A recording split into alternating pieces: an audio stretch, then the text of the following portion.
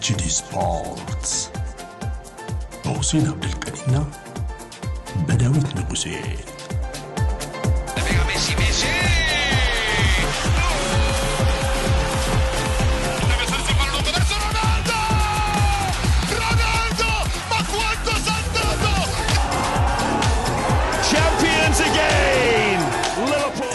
HD ስፖርትስ ተናስተልን እንዴት ናችሁ ብለናል። የኤችዲ አድማጭ ተመልካቾች ቅዳሜ ነው ኤችዲ ስፖርቶች መተናል።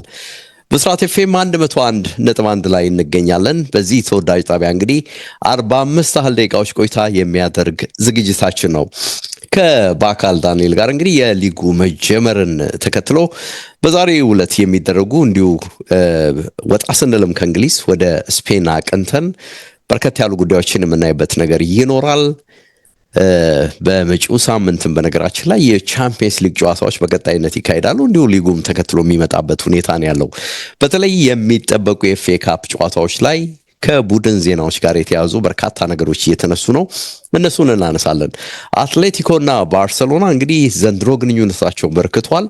አሁንም ደግሞ በዚህ ሳምንት ይገናኛሉ። የሚገርም አይነት እንግዲህ ጨዋታ እንደሚጠበቅ ነው በርካቶች የሚያነሱት። ምን ይሆናል ከዚህ ጋር የተያዘውን ጉዳይ እናያለን።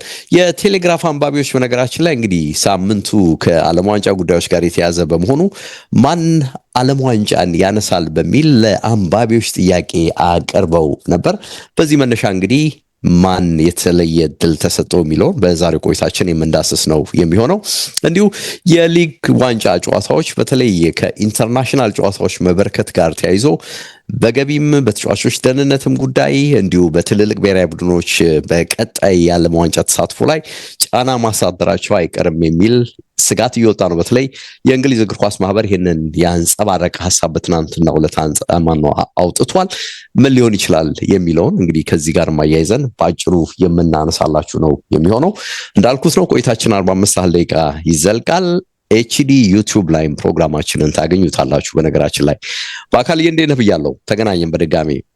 አለን ዴቭ እንዴት አለ? አድማጭ ተመልካቾቻችን እንዴት ናችሁ ብያለሁ። ያው ተገናኘን። የድምጼ ሞገስ አሁንም እንዳለ ነው። እንግዲህ አንዳንድ ጊዜ ሄው ይቀጥሎ እያልኩኝ ነው ትንሽ ለራሴም ስሰማው አድማጮች አሁን አስታወስካቸው እንጂ ምንም የሚያሳስብ ነገር የለም። ብዙም የተለየ ነገር የለውም። ጎርጀስ ሆኗል ማለት ነው። እንግሊዝኛውን የተጠቀምኩ ጎርጀስ ሆኗል ያልከኝ ነው። እንግዲህ ባትለውም ለበለው ብዬ ነው። ኤኒዌይ በውስጤ ብያለሁ ብለሃል። በውስጥ ብለሃል። ተቀብለናል። ለሁሉም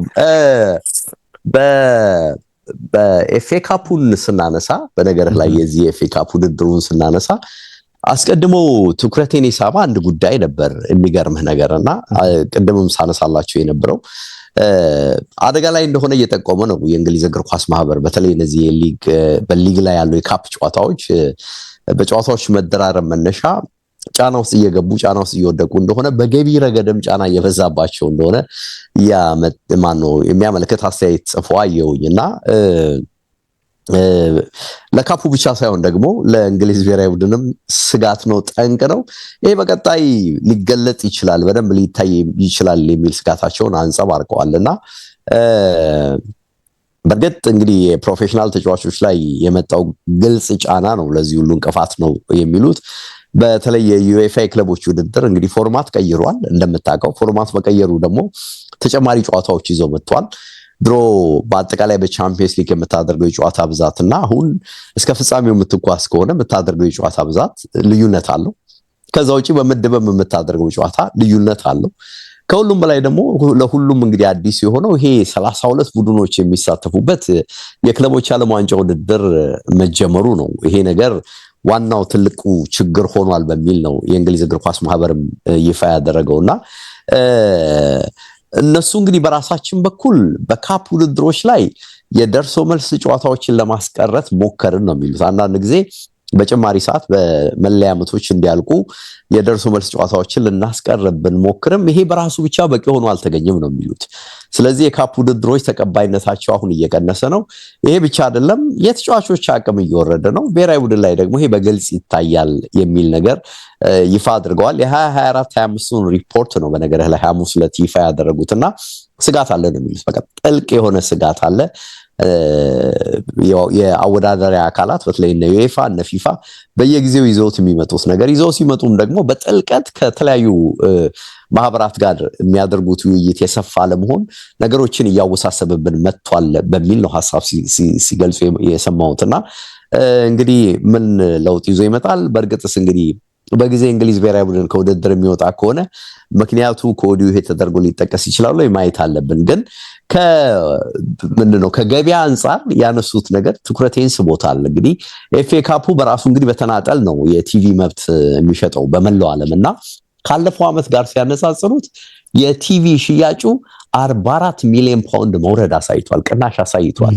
ይሄ ማለት እንግዲህ ምን ያህል ትልቅ እንደሆነ ማሰብ ትችላለህ።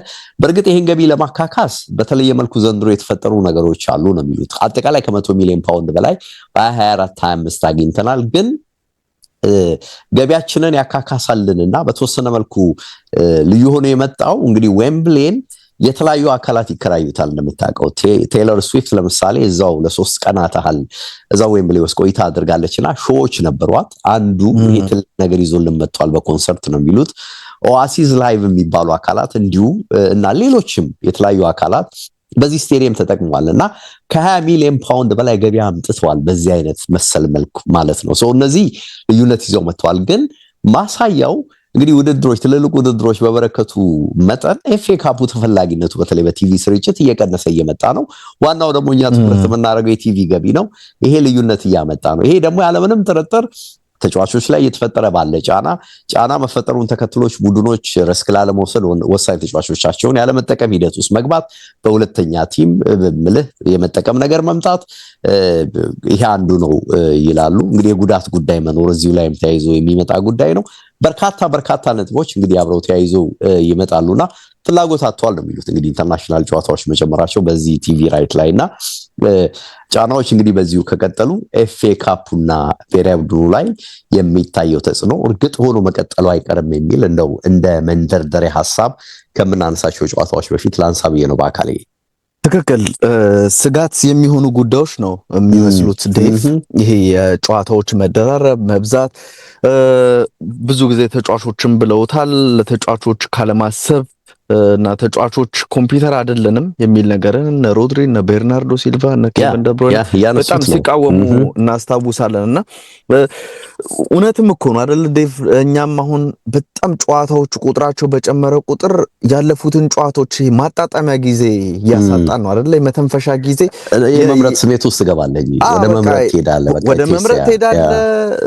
ራሱም ደግሞ በቃ አንዱ አልቆ ይሄኛውን ሳታጣጥም ሌላኛው ይመጣል። ስለዚህ ትኩረት ወደዛ ይሆናልና ዝም ብሎ የመዋከብ አይነት ነገር ራስ ከማየትም አንፃር ከኛ ከስራችንም አንፃር በዛ መልኩ ልታየው ትችላለና ትክክል ነው። ደግሞ እንደዚህ ጨዋታዎች በበዙ ቁጥር ምናምን ለቴሌቪዥን ነገሮች አቅርቦቱ በጣም እንትን ሲል ፍላጎቱ ያን ያክል ካልሆነ በስተቀር አይደልክ እንደ ቢዝነስ ፕሪንሲፕል ማለት ነው አብሮ የሚሄደውና ፍላጎት ከፍ ሲልና አቅርቦት የሚያንስ ከሆነ ዋጋ ምናምን ሲኖር ትመለከታለህ። አሁን ግን የጨዋታው አቅርቦት በጣም ብዙ ከሆነ ፍላጎቱ እዛው ተመሳሳይ ነገር ላይ ካለ እንኳን የተወሰነ ዝቅ ማለት አይነት ነገር እንደሚኖር የምታይበት ይመስላልና ትክክል ነው። እንደ ኤፍኤ ካፕ በፍሬንች ሊጋ እኮ ያስቀሩት ኩፕ ዴላ ሊግ የሚባለውን ውድድር አስቀርተውታል አይደል? በፍሬንች እንደዚህ የመደራረብ ምናምን ምክንያቶችን አድርገው ልክ እንደ ሊግ ካፕ ልትለው ትችላለህ። የፈረንሳይ ሊግ ካፕ የምትለው ተጫዋቾችን ከጫና ለመጠበቅ ሲባል ነው እንደዚህ አይነት ነገሮች ላይ የሚገባውና በደንብ መታሰብ ያለበት ትክክለኛ ሐሳብ ይመስላል። ከገቢም አንፃር ብቻ ሳይሆን ከተጫዋቾችም ከጨዋታ ጥራትም አንፃር ያን ነገር እንዳናጣው የሚያሰጋ ይመስላል። እዚሁ ኤፍኤ ካፕ ላይ ከሚደረጉ ጨዋታዎች የቼልሲና ፖርቱጋል ማየት ያለብን ትልልቅ ጨዋታዎች አሉ። የሊቨርፑል እና የማንቸስተር ሲቲ ጨዋታ ይጠበቃል በኢቲሃድ የሚደረገው ጨዋታ። የቼልሲ እና የፖርት ቬል ጨዋታ አስቀድሞ ግን ትልቅ ትኩሳት በቼልሲ ቤት ተከስቷል። እንደምታውቀው የቡድኑ ምክትል አምበል ኤንዞ ፈርናንዴዝ ከባለፈው ጨዋታ በኋላ እና ከኢንተርናሽናል ብሬክ ላይ እንግዲህ ረዙ ብሮድካስተር ጋር ቆይታ አድርጎ ነበረ እና ከአውሮፓ ከተሞች ለመኖር የምትመርጠው ተብሎ ሲጠየቅ ለሚስቴም እነግራታለሁ ብዙ ጊዜ ሁሌም ስፔን ማድሪድ ነው ለመኖር ምረጥ ከተባልኩኝ የምመርጠው የሚል ሐሳብን ተናግሯል። ምክንያቱም ሲያነሳ ቦነስ አይረስን ይመስላል ነው እዛው ነው የተወለደው በአርጀንቲና ርዕሰ መዲና እና ላይፍ ስታይሉም የህይወት መንገዱም ሁሉም ነገሩ የማድሪድ ከቦነስ አይረስ ጋር ይመሳሰላል የሚል ነገርን ተናገረ። እንግዲህ ከዚህኛው ጨዋታ አስቀድሞ በነበረው በትናንትናው ዕለት አሰልጣኙ በሰጡት ጋዜጣዊ መግለጫ ሊያም ሮሴኒዮር ክሮስ ደ ላይን ብለዋል። ቀዩ መስመር ጥሷል፣ አልፏል የሚል ሐሳብን ተናግረው ለሚቀጥሉት ሁለት ጨዋታዎች ከቡድኑ ጋር አይኖርም ብለው እንግዲህ ቅጣት እንደተላለፈበት ለአሰልጣኝ ኤንዞ ፈርናንዴዝ ለአማካኙ ኤንዞ ፈርናንዴዝ አሰልጣኙ ተናግረዋል። ስለዚህ ከፖርት ቬል የሚደረገው የዛሬው ጨዋታ ደግሞም በመጪው ሳምንት እሁድ የሚደረገው ትልቁ ጨዋታ ከማንቸስተር ሲቲ ጋር የሚደረገው መርሃ ግብር እንዲያልፈው ሆኗል። የተጫዋቹ አምበል ሃቪየር ፓስቶሬ ነው። ይሄን ተጫዋች ወኪሉ ማለት ነው። አዎ ወኪሉ ማለት ነው። ሃቪየር ፓስቶሬ ነውና የቀድሞው የፓሪስ ሴን ዠርመን ተጫዋች የፓሌርሞ ተጫዋች እናስታውሳለን። ፔዤ ቀድሞ ካስፈረማቸው ከፍ ያለ ስኬት ሲጠበቅበት እንዲሁ የባከነ ልጅ ነው። እርግጠኛ ነኝ አለ ዋንጫዎችን አሳክቷል ምናምን ያው በአውሮፓ መድረክ ላይ ቡድኑን ስኬታማ አላደረገም እንጂ ሃቪየር ፓስቶሬ በጣም ተናጥቀው ነው እናስታውሳለን። ከአርሰናል ጋር ስሙ ይነሳ ነበር።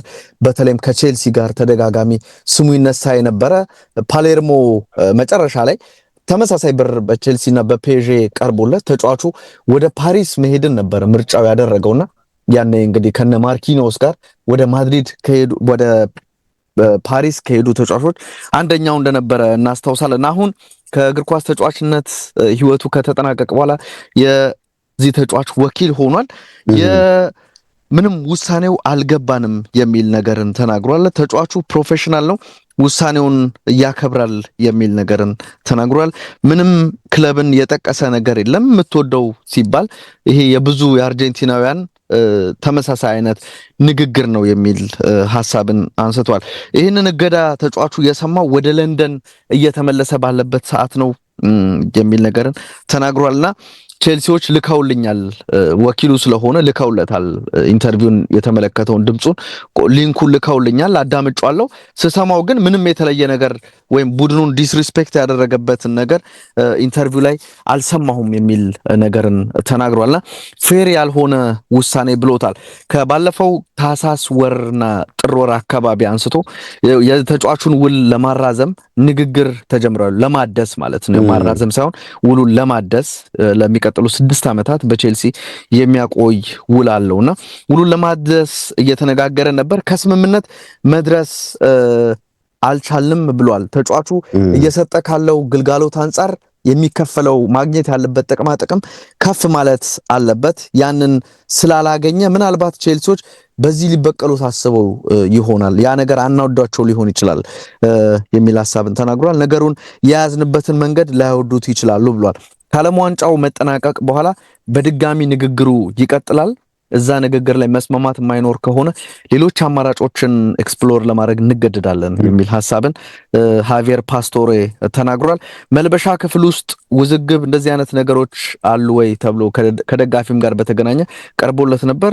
አሁንም የቡድኑ መሪ ከሆኑት ተጫዋቾች አንደኛው ነው፣ መልበሻ ክፍል ላይ መሪ ከሆኑት ተጫዋቾች አንደኛው ነው ብሏል። ታስታውሳለህ ዴቭ አሰልጣኝ ማውሪሲዮ ፖቼቲኖ ቼልሲን በያዘበት ጊዜ እንደዚሁ ከአምበልነት ጋር በተገናኘ ከአምበል ዝርዝር ውስጥ ኤንዞ ፈርናንዴዝ ተካቶ ነበር። ከዛ አስቀድሞ ግን ተጫዋቹ በኮፓ አሜሪካ ካሸነፉ በኋላ የፈረንሳይ ተጫዋቾችን የዘረኝነት መዝሙር አሰምቷልና በኢንስታግራም ገጽ ተለቆ እዛ ላይ ደግሞ እሱ ይታያል ያንን ነገር ሲልና ወዲያውኑ ነበር እንግዲህ እነ ዌስሊ ፎፋናን ይሄ ነገር አስቆጥቷቸው የነበረው የክለብ አጋሩ ማለት ነውና ቡድኑን ይቅርታ ጠይቆ ነበር እንደዚህ አይነት ነገር በማለቱ። እናም ብዙ ዝግቦች ተነስቶ ነበር፣ ግን ቼልሲዎች አምበል በማድረግ ነበር ያንን ነገር አስተባብለው የነበረው፣ የውስጥ ምርመራም አድርገውበት የነበረው። አሁን ከዛ በኋላ ደግሞ ሌላ ውዝግብ ውስጥ የገባ ይመስላል። ዝም ብለህ ስታየው የመውጫ መንገዱን የመመልከቻ አንደኛው መንገድ ይመስላል ይሄ ዴቭ ብዙ ነገሮችን ኤክስፕሎር ያደረጉ እንዳለ ይመስላል ሁለቱም ነው ብለህ ማሰብ የምትችል ይመስለኛል ሁለቱንም አንደኛ እንዳልከው ነው ወል እንግዲህ ፖርትቬል ላይ ትኩረት አድርገን መቼም ብዙ ሰዓት እናወራለን የሚል ግምት የለኝም ካነሳንም ከዚሁ ከተጫዋቹ አስተያየት ይሄ የሱ ብቻም ሳይሆን ከኩከሬላም ጋር ሐሳብ ስላለ እሱ ላይ መሄዱ የሚሻል ነው ይመስለውና ሁለቱንም አንግል ማየት የሚጠበቅ ይመስለኛል አንዱ እንዳልከው የመውጫ ቀዳዳ ፍለጋ ይመስላል ይሄ ደግሞ ሁሉም ተጫዋቾች አሁን ክለቡን በተመለከተ የሚሰጡት አስተያየትን ስትመለከት በቃ ክለቡ ያ የነበረው ተፈሪነትን ያ የነበረው ትልቅነትን በደንብ እንዳጣው ማሳያ ነው ሶ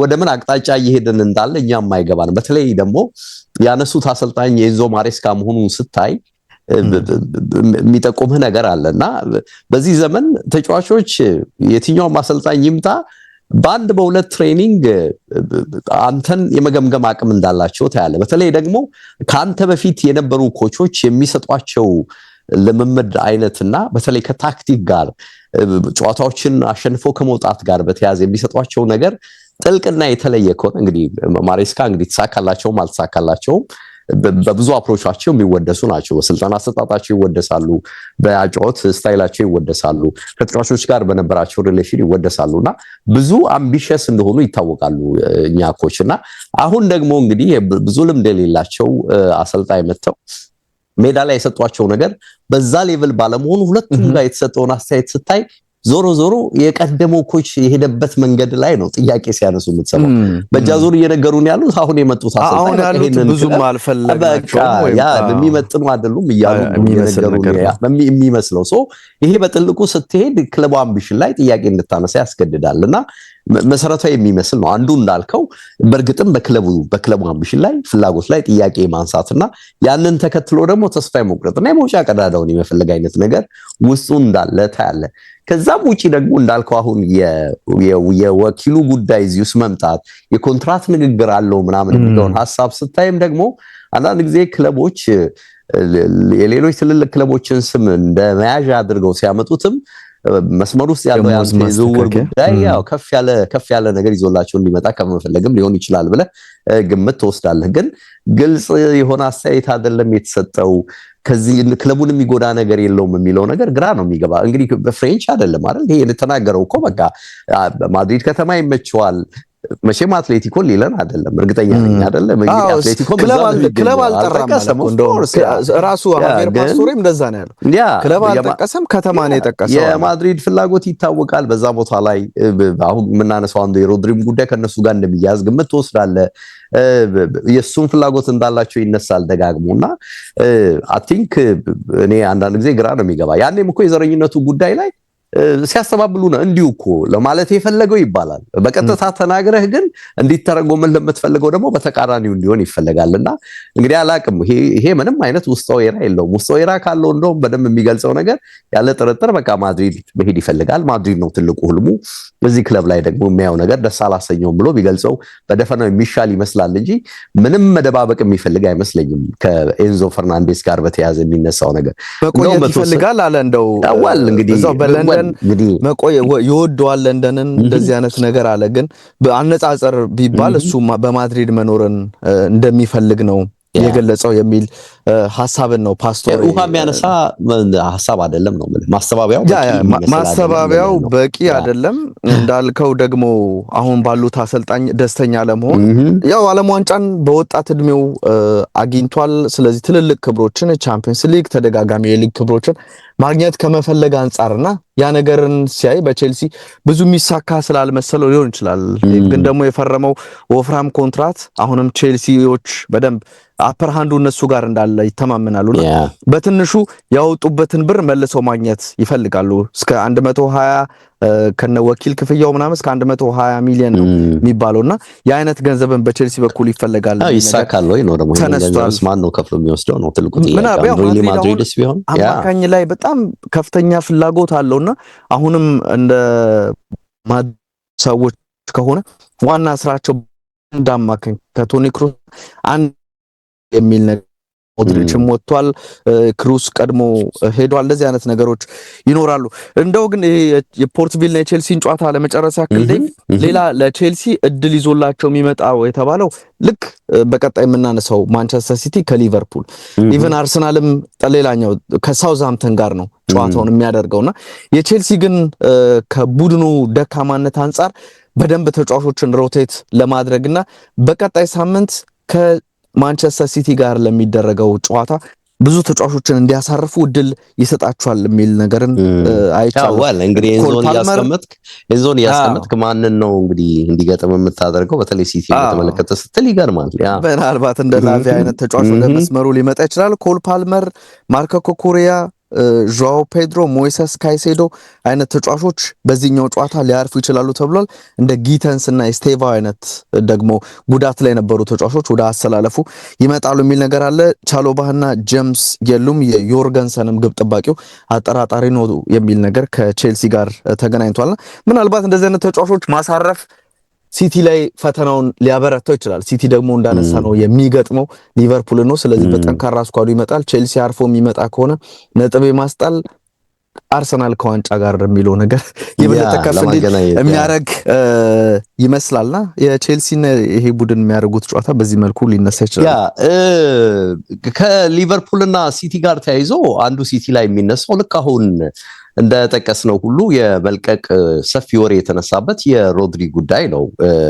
ትናንትና ፔፕ ጋርዲዮላም ከዚህ ጋር በተያያዘ ሰፋ ያለ ሐሳብ ሲሰጥ ሰምተናል እና ስፔን እያለ ነው እንግዲህ ሮድሪም እንደምታውቀው ከሰሞኑ በሩ ዝግ ሊሆን እንደማይችል የሚጠቁም አይነት ነገር ከማድሪድ ጥያቄው የሚመጣ ከሆነ የሚል ነገር ሲያነሳ ሰምተናል እና ፈጽሞ ችላ ሊለው እንደማይችል የሚገልጽ ነገር እሱም እንዲሁ አንጸባርቋልና እጁን ዘርግቶ እንደሚቀበለው የሚገልጽ ነው። እንግዲህ ይሄን ስታይ ለአትሌቲኮ ስለተጫወትኩ ለማድሪድ አልጫወትም ማለት አይደለም ነው በግልጽ ነው ያንጸባረቀውና ኦፍ ኮርስ በመሃል የነበረውን ረጅም ጋፕም ስታይ በርግጥ ይሄ ተጫዋች በዚህ ዞሮ እዛ ተመልሶ ቢሄድ ችግር አለው ወይ? እኔም ጥያቄ እንትኑ አይታየኝም።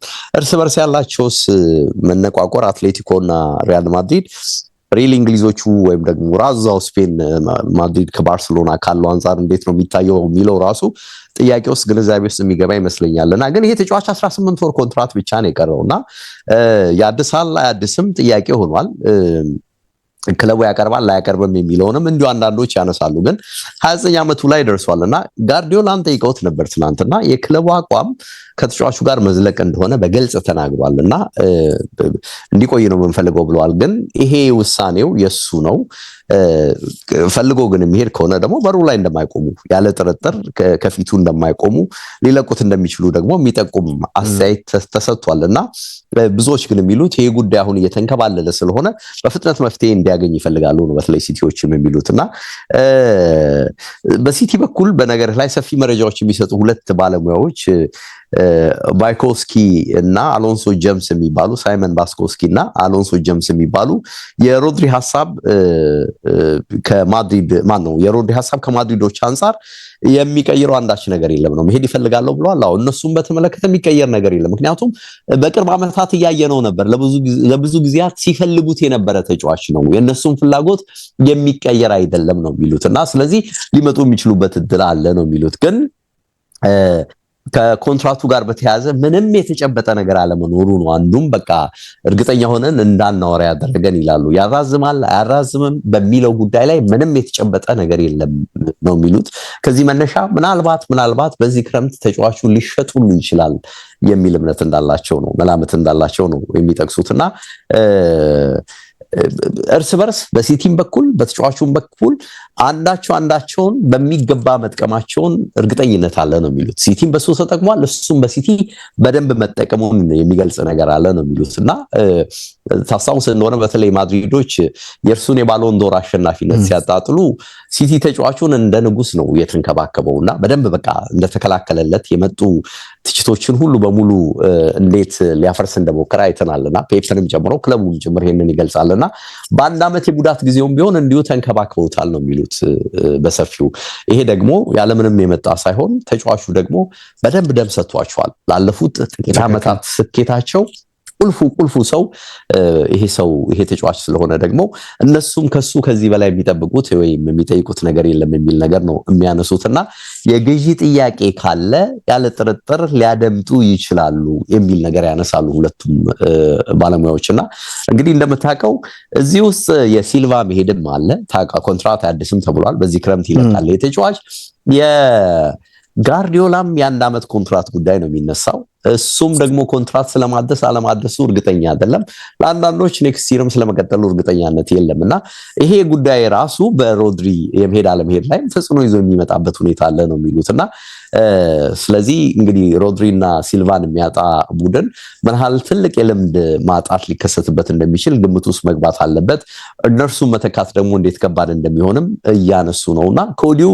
እንደ አንደርሰን ኤሊየት አይነት ተጫዋቾች ማምጣት አለባቸው የሚል እንደው ከተቆሟቸው መካከል በተለይ አንዱ ተጫዋች ሊሆን ይችላል የሚል ሐሳብ አስፍረዋል እነዚህ ሁለት ባለሙያዎች ግን ሮድሪ በተወሰነ መልኩ ግን የቀደመ ብቃቱን ለመመለስ እየጣረ እንደሆነ መሻሻል እያሳየ እንደሆነ የሚጠቁም አስተያየት ሰጥተው አንብቤ ያለው በአካል ከአካል ብቃት ጋር የተገናኘ ጥያቄ አሁን ድረስ ሮድሪ ላይ ይነሳል የኤሊዮት አንደርሰን ጉዳይ ግን በማንቸስተር ዩናይትድም የማንቸስተር ዩናይትድ ይሄ ዊሽንግ ሊስት ላይ ካሉ ተጫዋቾች አንደኛው ስለመሆኑ ይሄ የኖቲንግሃም ፎረስት አማካኝ ስሙ ይነሳልና ጥሩ አማካኝ እንደሆነ በእንግሊዝ ብሔራዊ ቡድንም ጥሪ ቀርቦለት ሲጫወት የተመለከትነው ተጫዋች ነውና ምናልባት ትልቅ አማራጭ ሊሆን ይችላል ለሁለቱም ቡድኖች ብለን እናስባለን እዚሁ የሲቲና የሊቨርፑልን ጨዋታ የፔፕ ጉዳይ አንስተዋል የፔፕ ጉዳይ አሁንም መጨረሻ ውሳኔ አልታወቀምና ሲቲዎች ሁሉንም ነገር ለሱ ፈቅደዋል የሚል ነገርን ስናነብ ነበረ ዋነኛ ምክንያታቸው አሰልጣኙ የሚያሳልፈውን ውሳኔ እናከብራለን ለጸጋ እንቀበላለን ነው ስለዚህ በውድድር ዓመቱ መጨረሻ እለቃለሁ ካለ እንግዲህ የጀግና ሽኝት ይደረግለታል 9-10 ዓመት የቆየበት ቡድን ስለሆነ ያንን ነገር ሊያረጉለት ይችላሉ ከዛም ውጪ ደግሞ መቆየት የሚፈልግ ከሆነ ሐሳቡን አክብረው ከቡድኑ ጋር ለቀጣይ ዓመት ደግሞ ምን አይነት ስራ እንሰራለን የሚለውን በጋራ ቁጭሎ የሚነጋገሩበት እድል ሊኖር ይችላል አሁንም ግን ጠረጴዛ ላይ ያለው ጉዳይ ፔፕ የሚለቅ ከሆነ ስራ የፈታው ስራ ፈቱ ልትለው ትችላለህ አሰልጣኝ ኤንዞ ማሬስካ ከቼልሲ የተሰናበተው አሰልጣኝ እሱን የመተካት እድል አለውና ምናልባት የሲቲን እና የፔፕን የመጨረሻ ነገር እየጠበቀም ሊሆን ይችላል ኤንዞ ማሬስካ ወደ የትኛውም ክለብ እስካሁን ያልሄደው ለክረምቱም ከሌሎች ክለቦች ጋር ከመደራደሩ በፊት የሲቲን ጉዳይ ሊያጤነው ይገባልና ሊያየው ይገባል ወይም ይፈልጋል የሚሉ ነገሮች ከፔፕ ጋር እየተነሱ ነው የሚገኙት ካራባኦ ዋንጫን ወስደዋል ዳግም ወደ ዌምብሌይ ጉዞ ማድረግ ካለባቸው ይሄን የሊቨርፑልን ጨዋታና በቀጣይ የሚኖሩ ጨዋታዎችን ሲቲዎች ማሸነፍ ይኖርባቸዋል የሳላ ጉዳይ አለ ሊቨርፑል ቤት እንዲሁ ደግሞ የስሎት የዋንጫ ጉዳይ አለ አይደለ ብዙ ነገር አለው የሳላ የመጨረሻ ቻምፒየንስ ሊግ አለ አይደል ግን ያው ብዙ ተስፋ ስላላደረጉበት ይመስላል እንጂ ኤፍኤ ካፑና ዋንጫን በደንብ አስበዋል ያ ትክክል የሳላም ጉዳይ አለ እንግዲህ 25ኛ ከማንቸስተር ሲቲ ጋር የሚያደርገው ጨዋታ ነው የሚል መረጃ ተመልክቻለሁና ከዛ ውስጥ 21 የጎል ተሳትፎ አለው ይላል ዴቭ አሲስትና ጎሎቹ ሲደመሩ እዛ ላይ ደርሷል ዩናይትድ ላይ ነው ሳላ በጣም የሚቀነው ሳላ ትልቅ ተጫዋች መሆኑን የምትጠራቸው ክለቦች ብዙ ግቦች ያስቆጠረባቸው ወይም አሲስት ያደረገባቸው ቡድን ስታነሳ ማንቸስተር ዩናይትድ ማንቸስተር ሲቲ እያልክ ነው የምትጠራው ዴቭና እንዴት በትልልቅ ጨዋታ የሚጎላ ተጫዋች እንደሆነ ሳላህን በተመለከተ የሚጠቅሰው ጉዳይ ይመስለኛል እንዳነሳው በሁለት ግንባር ነው ሊቨርፑል የሚፋለመው ከዋንጫ ጋር በተገናኘ የቻምፒየንስ ሊጉ ጉዳይ በጣም ጠባብ ይመስላል ያደገ ውድድሩ ላይ ያደገ ነው የሚመጣውና ፔዤ አሁንም ስጋት ሊሆን ይችላል አሁንም ከሊቨርፑል ጋር በሚደረገው ጨዋታ ስለዚህ በዛ ጨዋታ የመውጣት ነገር ቢኖር አመቱን ቢያንስ በዋንጫ ነው ያጠናቀቅነው የሚለውን ለመግለጽ ይህንን የኤፍኤ ካፕ ድል ማግኘት ይኖርባቸዋል ደግሞ ዘንድሮ በተደረጉ ጨዋታዎች ተሸንፈዋል በፕሪሚየር ሊጉ ደርሶ መልስ በተለይም የካቲት ወሩ የአንፊልድ ሮዱ የ2-1 ሽንፈት ሲቲን በደንብ ወደ ፕሪሚየር ሊግ ዋንጫ ፉክክሩ የመለሰ ውጤት እንደነበር እናስታውሳለን ሊቨርፑል ደግሞ በቃ በደንብ የራቀበት አይነት ውጤት ነበረ ከዛም አስቀድሞ ኤቲሃድ ላይ ሲቲ አሸንፈው ነበርና የተሻለ ብልጫን ማንቸስተር ሲቲ ወስዷል አምና ሊቨርፑል ያንን ብልጫ ወስዶ ነበር ዘንድሮ ደግሞ ተራው የማንቸስተር ሲቲ ሆኗል ሲቲዎች ይህንን ጨዋታ ማሸነፍ በእጅጉ ይፈልጋሉ።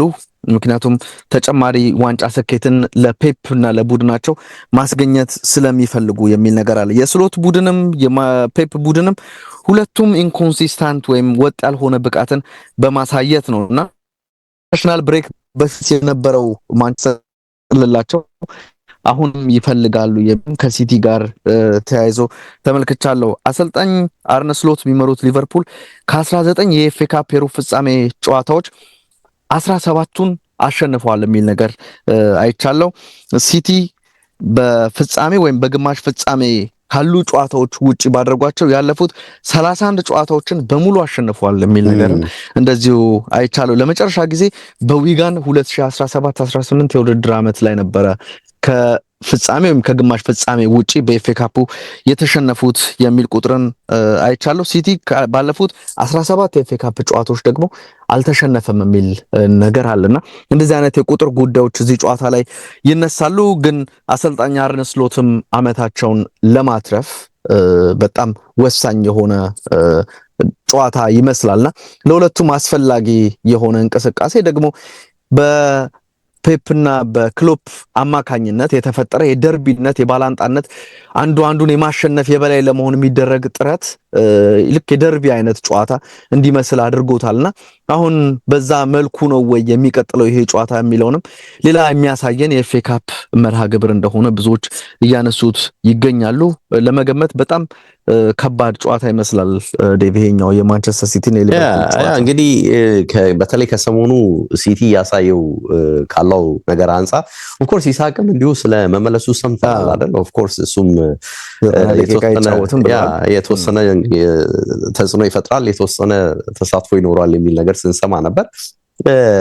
ግን ያው ሲቲ በተለይ ከካራባው ካፑ ጋር ተያይዞ የፈጠረው ተጽዕኖ እዚህም ላይ የሚታይ ይመስላልና አንዳንዶች ገና ከወዲሁ ካራባው ካፑ ላይ የታየው ፍጻሜ አሁንም ይደገማል በሚል ከአርሰናል ጋር ለፍጻሜ እንደሚደርሱ ሲጽፉ ሲያነቡ እያየን ነውና ግምትም ጭምር የሚያስቀምጡ እንዳሉ እያየን ነው። ከወዲሁ ከሊወስዳል የሚል ነገር ግን በመንገዳቸው ካልተገናኙ ያ እንዳልከው ነው። በተለይ ግማሽ ፍጻሜ ላይ አሁን ምን ይፈጠራል የሚለውን ነገር ማየት ያለብን ይመስለኛል። እርስ በርስ ሳይገናኙ ሞይ እንዳልከው ራሱን የቻለ ትልቅ ነጥብ ነው ይመስለኝ። እንግዲህ አንዱ የሚያነሱት እንዳልኩት ነው አሁን ለፍጻሜ ይታጫል የሚሉት አርሰናል ነው። እነሱም በራሳቸው በኩል ደግሞ ወደ ሳውዝሃምፕተን ይሄዳሉ። በሴንት ሜሪ የሚያደርጉት ጨዋታ የሚጠበቅ ነው የሚሆነው። ከካራባው ካፑ ስንብት በኋላ የመጣ ነው እንግዲህ ስንብት ሳይሆን ዋንጫ ማጣት በኋላ የመጣ ነው ይሄ ጨዋታ። በእርግጥም የሚጠበቁት በትልቁ በፕሪሚየር ሊጉ ነው ስኬታማ ይሆናሉ ብሎ ብዙዎች የሚገምቷቸው በዚሁ በሊጉ ላይ ነው። የተወሰነ የነጥብ ጋፕም ስላላቸው ግን አርቴታና አርሰናል አንድ ትልቅ ቆምረው የተሳካላቸው የሚሉት ተጫዋቾችን በማሳረፍ ረገድ ነው። በእርግጥ አርቴታ ትናንት ጋዜጣዊ መግለጫ ሲሰጥ ተከላክሎታል። ምንም የተለየ የፈጸምነው ነገር የለም ነው የሚሉትና 23 የሚደርሱ በሊጉ የሚጫወቱ ተጫዋቾች የብሔራዊ ቡድን ስንብት ውስጥ አሉ። ከ23 ውስጥ 11 አርሰናል ናቸው በሚል ጽፈው ምን ያህል አርሰናል ተጽዕኖ እንደጎላ ሲገልጹ ነበር በርካቶችና ይሄ ተጽዕኖን ይመስላል። አርቴታ ለምን በተለየ መልኩ እንደምታዩት አላቅም ብሏል። በእርግጥ እንደምታውቀው 5 የሚደርሱት ቀድሞም ያልሄዱ ናቸው አርሰናል። በኋላ ደግሞ ወደ 5-6ቱ ደግሞ ከሄዱ በኋላ የተመለሱ ናቸው አይደል? እኔም አንተም እንዳየነው በስንብት መልክ የመጡ ናቸውና ለምን በተለየ መልክ እንደታየ አልገባኝም ብሏል። እኛም ስንጠቅስ እንደነበረው በተለይ እኔና ሁሴንም ስናነሳ ነበር ባለፈው እሁድ ፕሮግራማችን ላይ ይመስለኛልና ሲጠየቅ ምንድን ነው ያለው? ጥሩ ግንኙነት አለኝ ከብዙዎቹ የብሔራዊ ፌዴሬሽኖች ጋር ነው የሚለው አርቴታና ከቱሄልም ጋር ይሄው ነው ግንኙነቴ እንዲሁ ነው የሚለውና በሁሉም ጉዳዮች ላይ ግልጽና ተገቢ የሆነ ነው። በቃ ግልጽ ያለ ውይይት ነው የምናደርገው ነው የሚለው። ንግግራችን ግልጽ ነው አለ። ይሄን አሁን ብዙዎች እንደምታወሩት ድብብቆሽ ያለው ሸፍት ያለው ምናምን አይደለም ነው እንግዲህ እየነገረን ያለውና ያንን ከተነጋገረን በኋላ ጉዳዩ የሕክምና ውሳኔ ነው የሚለው። በቃ የሜዲካል ስታፎች ውሳኔ ነውና የሜዲካል ስታፎች በወሰኑት መሰረት እንግዲህ ተጫዋቾች ወጥተዋል ነው ሳይሰለፉ ቀርተዋል ነውና እንግዲህ ተጫዋቾች እኮ ፊት ከሆኑ እኛም ደስተኞች ነን ነው የሚለው። ብሔራዊ ቡድንን ሲወክሉ እነርሱም ቢሆን በጣም ለመሰለፍ ጉጉት አላቸው ነው የሚለውና ስለዚህ ይህንን በተለየ መልኩ እንድታዩት አልፈልግም በሚል እንግዲህ ተከላክሎታል። የተሰጠውን አስተያየት እንደማይቀበለው ነው በይፋ የተናገረውና ከተመለሱት ውስጥ ግን እንግዲህ 5-6 አህሎች ተመልሰዋል። ብሔራዊ ቡድን ሄደው የሕክምና ጉዳይ ተነስቶባቸውና የሚሰለፉ አሉ የማይሰለፉ የሚሰለፉ አሉ ወይ ብለው እንግዲህ በእጃዙር ጠይቀውት ነበር። ይሄ ማለት ምን ማለት ነው? ዋሽታችኋል እንጂ ይመለሳሉ ነው ለማለት ይመስላል አይደል ጥያቄው። እንግዲህ እናንተ የመላመት አስተያየታችሁን እንድትቀጥሉበት እንዲህ ነው አልላችሁም ብሏቸዋል ጋዜጠኞችን። ቀጥሉ በመላመት አስተያየቶቻችሁ ነው ያለውና ከዛ ግን እውነቱም በመጨረሻ ያው ሜዳ ላይ ትረዱታላችሁ ብሏል። ማዱኬን በተመለከተ የከፋ ጉዳት ሊገጥመው ነበር ከዛ መልጧል ብሏል። ጉዳቱ የከፋ ለመሆኑን ተናግሯል። የቀናት ጉዳይ ሊሆን እንደሚችልም ሐሳብ ሰጥቷል። ቲምበርና ኦዴጋርድ ያው ይመለሳሉ። ምክንያቱም እነዚህ ተጫዋቾች ቀድሞውንም ቢሆን ከብሔራዊ ቡድን ጋር ያልሄዱ ተጫዋቾች ናቸው። ስለዚህ አሁን ወደ ቡድኑ የመመለስ እድል አላቸው ብሏል። ኤዜ የለም እንግዲህ የተጫዋች ልዩ ነገር የሚለው መቼ ይመለሳል አላውቅም፣ ግን ተጫዋቹ የተለየ ባህሪ ያለው ብሏል። ነገሮችን ቶሎ ተቋቁሞ ከችግሮች ቶሎ የመምጣት የተለየ አቅም አለው። ስለዚህ ቀድሞ የመመለስ አቅም ሊኖረው ይችላል የሚል አይነት ጥቆማ የሚመስል አስተያየት ሰጥቷቸዋለሁ። ሂንካፔ የለም የጡንቻ ችግር ገጥሞታል ነው የሚለው። የሂንካፔ ችግር እውነተኛ ችግር ስለመሆኑ የጡንቻ ችግር ገጥሞታል በሚል ገልጿል። እንግዲህ ሳካና ራይስን በተመለከተ ግን የሚሉት ብዙዎች እንግዲህ እዚህ ጌም ላይ ላይጠቀምባቸው ይችላል ነው። ሳውዛምፕተን ጌም ላይ ላይጠቀምባቸው ይችላል፣ አሁንም ሊያልፋቸው ይችላል። ይሄ ጨዋታ ነው። የሳሊባና ገብርኤልን ጉዳይ በዚህ መልኩ ያነሳሉ አንዳንዶች። ምናልባት ከሁለት አንዱ ሊሰለፉ ይችላሉ የሚል ነገር ይነሳል። ዙቤሜንዲና ትሮሳርድ ደግሞ ብዙ የተገለጸ ነገር የለም ከዚህ ጋር በተያያዘ ግን እነሱም ቢሆን የጎላ ችግር የለባቸውም ነው የሚል ሐሳብ እየወጣ ያለው። ሰው ብዙዎች የሚያነሱት እንግዲህ ላይናፑ ምን ይሆናል። ኢቭን የግብ ጠባቂው ኬፓንም ጉዳይ አንስተውለታል። ማነው የሚሰለፈው ብለው ጠይቀውት እንግዲህ ሁለት ቋንቋ የሚናገር ከ30 ዓመት በታች የሆነ እንግሊዛዊ ያልሆነ በሚል እንግዲህ መላምታቸውን እንዲቀጥሉ ማን ነው ብለው ከመገመት እንዲቆጠቡ የሚያደርግ አይነት አስተያየት አሁንም በድጋሚ ሰጥቶ ትንሽ ፈገግ ሲያሰኝም ጋዜጣዊ መግለጫ ላይ አይቼዋለሁ። ለሁሉም ግን ብዙዎች የሚሉት ኬፓ አሁንም ግብ ጠባቂነት ይቀጥላል። ቤን ዋይትን በቀኝ መስመር ልናየው እንችላለን። ካላፊዮሪ ምናልባት ካላፊዮሪን እናየዋለን ከዚህ ከወጣቱ ስፔን የ19 ዓመት ተጫዋች ጥራልኝ ከሱ ጋር የመሰለፍ እድል ሊኖረው እንደሚችል እየጠቀሱ ነው። በተከላካይ መስመር ላይ ሉዊስ ኬልም እንዲሁ የሚኖርበት ሂደት አለ የሚል ሐሳብ አለ። በግራ መስመር ላይ አማካይ ላይም እንዲሁ የምናያቸው በጣም ቶፕ ያልሆኑ በሰከንድ ሬትድ ሌቭል ያሉ ተጫዋቾችን ላይ ልናይ እንችላለን የሚል ነገር አለ። ወጣቱ ዶማንንም ልናይ እንችላለን። ገብርኤል ኢየሱስንም ቢሆን እንዲሁ መልሰን ልናይ እንችላለን። ማርቲኔሊ ኢቭን አሜሪካም ሄዶም ቢሆን ማስኩዌራ ለማለት ነው። ተከላካይ መስመር ላይ ቅድም እየሞከርኩ ያለው ያ ማስኩዌራን ማን ነው ቤን ዋይት ካላፊዮሪ ያለና ያው እንችላለን የሚል ነገር እየተነሳ ነው። ማርቲኔሊ እንግዲህ ለብሔራዊ ቡድን ሄደም ይመለሳል ማርሊ ሳልሞንም ተከላካይ መስመር ላይ ሊመጣ ይችላል ይላሉ። እንግዲህ ኖርጋርድም እንዲሁ ይኖራል እና ስቲል ልምድ ያላቸውን በተወሰነ መልኩ የማካተት ግን በዛው ልክም ሆኖ ሰከንድ ሬትድ ቲሙን እንግዲህ ሃቨርትስን ጨምሮ መሃል ላይ ልናይ እንችላለን እና በስ 11ን አሁንም የማሳረፍ አቅም አለው። ብሔራዊ ቡድን ሄዶ የተመለሱ ክለብ ውስጥም ረፍት ያደረጉ ተጫዋቾች በደንብ እዚህ ጨዋታ ላይ ሊኖሩ ይችላሉ ነው የሚሉት በርካቶች። ግን በነገር ላይ ሳውዛምፕተን ጥሩ ፎርም ላይ ነው ያለው። መረጃዎችን ሳይ በጣም ጥሩ ፎርም ላይ ነው የሚገኘው። ባለፉት ጥቂት ጨዋታዎች በተከታታይ በማሸነፍ እየተጓዘ ያለ ቲም ነው። ሜዳው ላይ እንግዲህ በቀላሉ ልትገምቱት አይገባም የሚል አስተያየቶች ከዚህ ቡድን ጋር ተያይዞ ሲወጡን በስፋት ለማየት ሞክሬያለሁ በአካል። እንግዲህ ለአርሰናል እንደ ጥሩ አድቫንቴጅ ልታየው የምትመለከተው ሲቲን ወይንም ሊቨርፑልን ከመግጠም ሳውዛምፕተንን መግጠም ቀለል ይላልና ተጫዋቾችንም በደንብ አፈራርቆ ለመጠቀም እድሉን ይሰጧል። የተለያዩ ኤክስፐሪመንቶችን ቢሞክርም የሆነ ክፍተት የሆነ እድል እንዲያገኝ የሚያስችለው ይመስላል። የስፔኑን ጨዋታ እናንሳ። ያ በተወሰነ መልኩ እናንሳና ከዛ የቴሌግራፍ አንባቢዎችን የዓለም ዋንጫ ግምት አነሳለሁ። አጭር ነው በነገራችን ላይ የ30ኛ ሳምንት የስፔን ላሊጋ በዚህ ሳምንት ያው ብዙ ላሊጋውን ወደዚህ ፕሮግራማችን አናመጣውም፣ ግን እንደዚህ ትልልቅ ጨዋታዎች ሲኖሩ በተለይም ደግሞ ወሳኝነታቸው ከፍ ያሉ ጨዋታዎች ሲኖሩ እንመለከታለን። ኤል ክላሲኮን ጨምረን ከኢንተርናሽናል ብሬክ በፊት እንግዲህ ሎስ ማሪንጌዎቹን ወይም ደግሞ ሪያል ማድሪዶችን አትሌቲኮ ገጥሞ 3-2 ተሸንፎ ነበር። አሁን ደግሞ ከኢንተርናሽናል ብሬክ በኋላ ደግሞ ሌላኛው የዋንጫ ተፋላሚው ባርሰሎናን ወይም ብሉግራናዎቹን የሚገጥሙበት እድል ተፈጥሯል። የ4 ነጥብ ልዩነት ነው ያለው። እኔም አንተም እንደምናውቀው ባርሰሎና መሪ ነው 73 ነጥብ አለው። ሪያል በ69 ይከተላል። ቪያሪያል 58፣ አትሌቲኮ 57 ነጥቦችን ይዘው እስከ 4ኛ ደረጃ ላይ ይገኛሉ። አሁንም ብዙዎች እየገመቱ ያሉት ዴቭ የዘንድሮ የስፔን ላሊጋን የሚወስነው ኤል ክላሲኮ ነው እያሉ ነው የሚገኙት። ለምንድን ነው ይሄ ሐሳብ እንዲሰጥ ያደረገው? ጨዋታው የሚመጣበት ጊዜ ኦልሞስት ሊጉ ወደ መጠናቀቂያው አካባቢ ነው። ግንቦት ወር ላይ ነው ጨዋታው የሚመጣው ዴቭ እና እዛ ጨዋታ ላይ ሙሉ 3 ነጥብ የሚያገኘው በእርግጠኝነት ዋንጫውን ያሳካል የሚል ነገርን ያነሳሉ። ምናልባት አሁን ያለው የ4 ነጥብ ተመልከተ በቀጣይ ጣሎች ምናምን ነገሮች ተፈጥረው ዋንጫውን የማረጋገጥ ነገር በባርሴሎና በኩል ካልኖረ በስተቀር ማድሪዶች በካምፕኑ የሚደረገው የግንቦቱን ጨዋታ እስከ መጨረሻው ይፋለሙበታል ተብሎ ነው የሚጠበቀው እያሉ ይገኛሉ። አትሌቲኮ ማድሪድን ወይም ሪያል ማድሪድን ለማስጣል ሞክሮ አልተሳካለትም። ባርሰሎናን ደግሞ ይሞክራል ከዋንጫ ለማስተጓጎል ጥረት ያደርጋል እያሉ ነው የሚገኙት። ለነገሩ አትሌቲኮና ባርሰሎና ይሄ ጨዋታ የመጨረሻቸው አይሆንም ዴቭ። በዚህ ሳምንት ረቡም ላይ በቻምፒየንስ ሊግ እርስ በርሳቸው የሚገናኙበት እድል ተፈጥሯል። ደግሞም ከዛም ማስቀድመው እንደምታውቀው በስፔን የንጉስ ዋንጫ ኮፓ ዴል ሬይ ሁለቴ ተገናኝተው 4-0 በሜዳው በዋንዳ ሜትሮፖሊታኑ ልክ ይሄ ጨዋታ በሚደረግበት ሜዳ 4-0 አሸንፈው ደግሞ ወደ ካምፕኑ ሄደው 3-0 በሆነ ውጤት ተሸንፈው ነበር አትሌቲኮ ማድሪዶችና በአስቆጪ መልኩ ነበረ ባርሰሎናዎች ከውድድሩ የወጡት።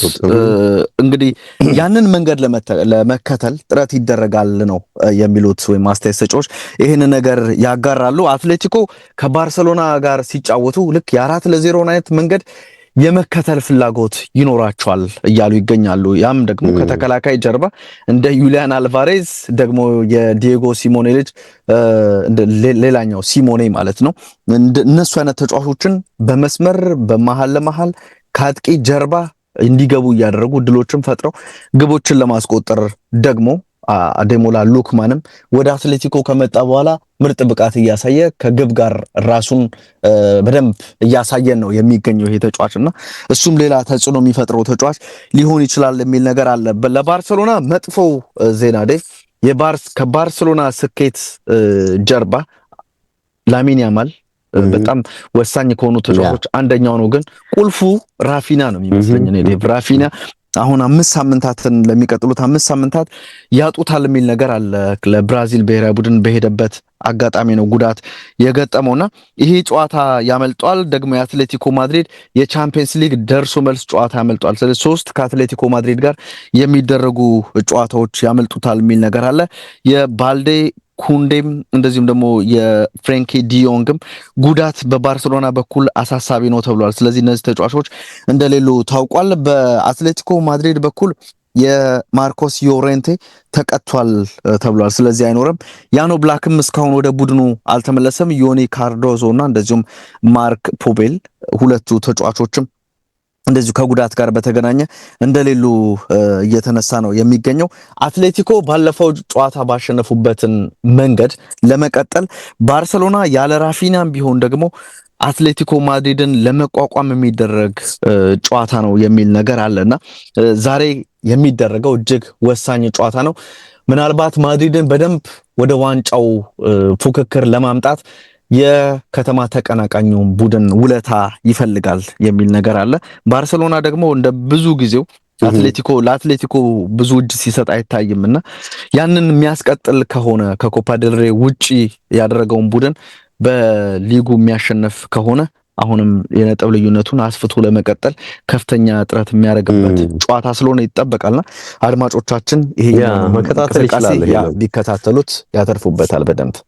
አጠር አድርጌ እዚህ የቴሌግራፍ አንባቢዎችን ማን የዓለም ዋንጫን ይወስዳል የሚል የግምት አስተያየት 50 ሺህ አንባቢዎች ተሳታፊ ሆነዋል። በነገርህ ላይ እንግዲህ 68 ቀናት ይቀሩታል ዛሬ ላይ ሆነ ዓለም ዋንጫው ሊጀመርና ኦፍኮርስ ብዙ ነገር ሊቀየር ይችላል። ረጅም ነው። ከተጫዋቾች ጉዳት አንፃር ከቡድኖች ብቃት መሻሻል አንፃር ብዙ ሊባል የሚችል ነገር አለና ግን ያ ሁሉ ሆኖ ስፔን ከፈረንሳይ ቀዳሚ ሆና 24.4% አግኝታለች በቴሌግራፍ አንባቢዎች። ፈረንሳይን ሁለተኛ አድርጓታል፣ 21.1% ሰጥቷታል። የገረመኝ እንግሊዝን አምጥቷታል በሶስተኛነት። ያው እንግዲህ ራሱ ጋዜጣውም እንግሊዛዊ ስለሆነ እንደሆነ ግምት ልትወስድ ትችላለህ። 12% ነው የሰጡት። ከዛ ፖርቹጋል ነች የመጣችው 11.6 አድርገው አራተኛ አድርገዋታል።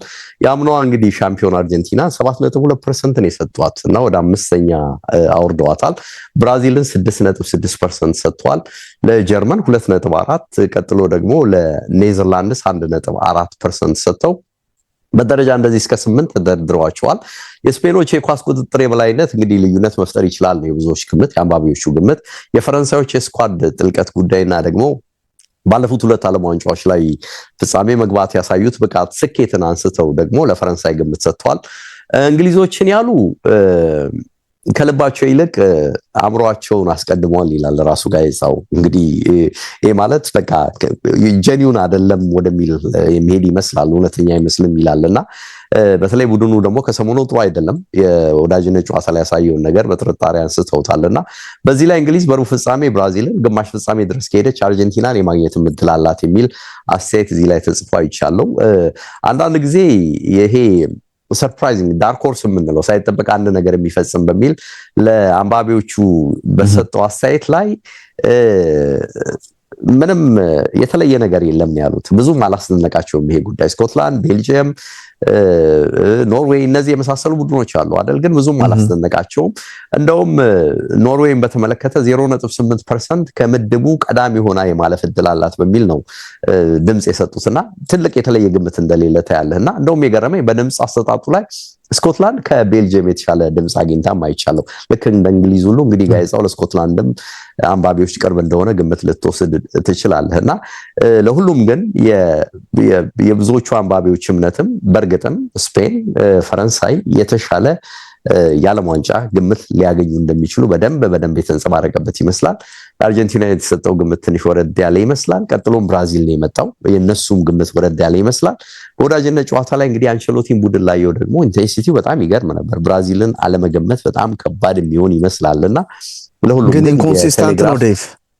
አሁን ከሰሞኑ ባየኋቸው ነገሮች ወጥነት ያየው ነው በነገር ላይ የሰውየው ቡድን ላይና የበቀደሙ ጨዋታ በደንብ አንጀት አርስ አይነት ጨዋታ ነበር። በደንብ በቃ ከልቡ ኢንቴንሲቲው የሚገርም የእውነትም ነገር ይሄን አንዳንድ ተጫዋቾች ከብሔራዊ ቡድን ማነው ከክለብ ይልቅ ብሔራዊ ቡድን የሚመቻቸው አሁን ማርቲኔሊ ብሔራዊ ቡድን ላይ ስታየው አታውቀውም። የተለየ እንግሊዝ ማነው የተለየ ተጫዋች ነው የሚመስለውና ኦፍ ኮርስ ሊጉና ብሔራዊ ቡድኑ አንድ አይነት ባህሪ አይኖረውም። ተደጋገመ የምታያቸው ነገሮች አሉና አንቸሎቲም በተወሰነ መልኩ ነፃነት ስለሚሰጡ ምርጫ ላይም ችግር ስለሌለባቸው ለተጫዋቾች የሚሆን ነገርም ስለሚፈጥሩ ብራዚልን ችላ ማለት ከባድ ይመስላል አሁን እነሱ ከሚያወሩት እንግሊዝ ይልቅና እንዲህ አይነት የአንባቢዎች ግምት ተሰጥቶ አንብቤ ያለው እንደው እንደ መቀላቀያ እንዲሆን ብዬ ነው በመጨረሻ ያነሳሁት። ባካ ትክክል ዴቭ፣ አሪፍ ግምት ነው። ስፔኖች ራሳቸውንም ሲገምቱ ነበር አይደል? አንዳንድ ተጫዋቾች አሁንም ፌቨራይት ነን እያሉ ሲናገሩ ነበርና ትክክል ነው የስፔን ፌቨራይት መሆን።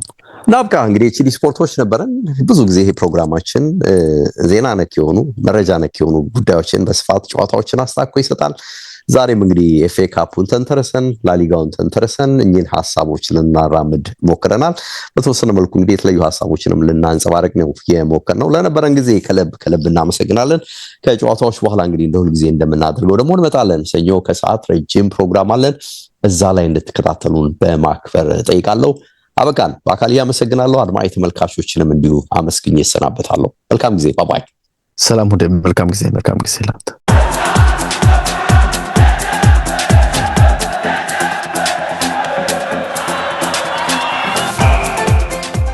ኤችዲ ስፖርትስ በሁሴን አብዱልቀኒና በዳዊት ንጉሴ